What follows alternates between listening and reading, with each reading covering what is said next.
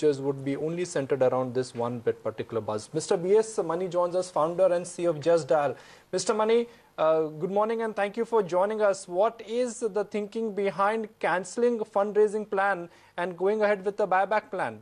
Aren't they contradictory in nature? Good morning. We never had an intent. I mean, there was just a board enablement to raise money if it was required. We were considering certain M&A opportunities at the time. When we did our due diligence, we didn't find them good enough, and we also found we did our bit about the industry. There is no significant, property to buy right now. So we feel that this would take another couple of years. When things settle down, there will be much more buying opportunity, M&A opportunity. And we had enough cash in the bank, and we decided to take at least 170 crores of our reserves and utilize that for a buyback, which would be on a proportionate basis. Approximately 2% of the company would be bought back. Mr. Mani, could you clarify, just to put it on record, what would be the quantum of the buyback and more importantly, the pricing? The pricing would be around 1550. 1550 would be the maximum price, or would it be priced at 1550? Priced at 1550.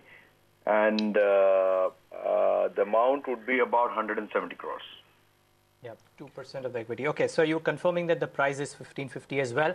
The other thing which this would do, Mr. Mani, and correct me if I'm wrong, is that now for the next 12 months, there won't be any kind of fundraising by Justdial. You would, if an opportunity presents itself, go ahead with internal accruals and debt as the case may be?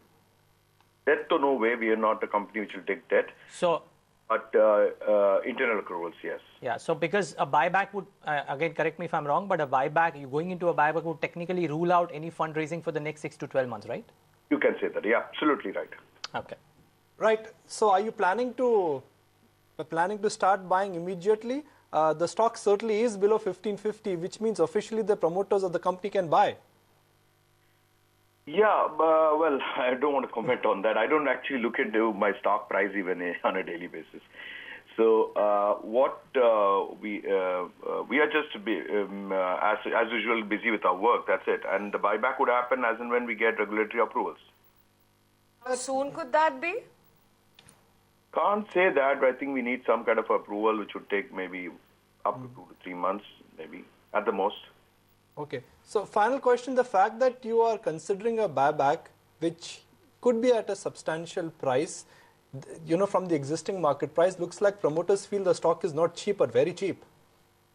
Yeah, if you look at it's an irony that here is a company which is on the internet space, growing very well, highly profitable, and there are others which are negative cash flows and in the private space, valued at an incredibly high valuation.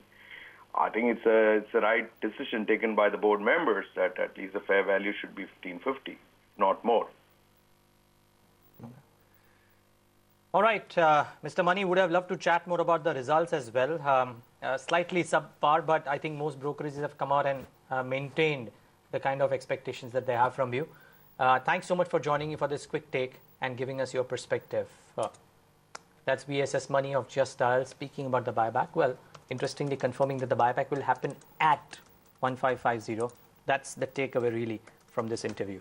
But 2.5 minutes left. Mitesh, quickly, your stock recommendations for the day?